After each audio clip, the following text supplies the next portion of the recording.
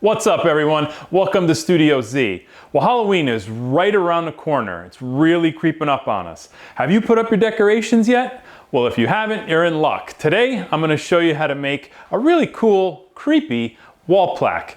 And this one is a file that I got off of Vectric's website. And when I saw it, I immediately thought, hey, this is pretty cool. I can, customize it with some really cool stains and really make it pop. So, I'm pretty much already set up. Let's dive into the setup. So, I'm using 1-inch thick maple, and this particular board is 16 by 16. The carving itself is going to be about 15.5 inches in diameter, and I have this held down with about 17 pieces of double stick tape, so it's not going anywhere. And my objective on this one is to get really, really fine details. The image that I'm carving has a lot of intricacies in it, and so I'm going to be using a 1/32 diameter finishing bit to do all of that tool path, and it should really make all of those fine details pop. So looking forward to it. It's going to take quite a long time to carve it. I think somewhere around 7 hours to do just the finishing pass, something like that. So again, that's the price you have to pay for fine details, but I'm willing to go through it. So this one's already set up. I'm all set to go ahead and do the roughing pass. And so, all right, let's jump into it and start showing you the roughing pass.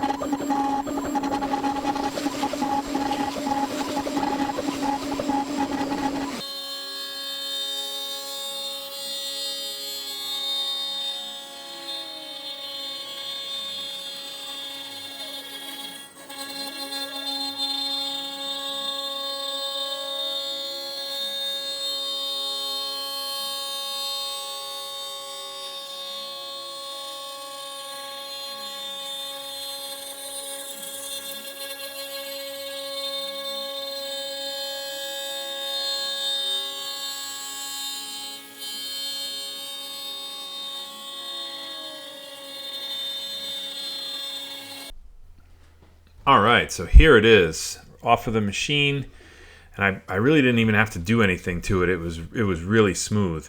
So now you get to sit back and watch what was 4 hours of painting, and I'm going to speed it up and play some music so that you guys can enjoy it.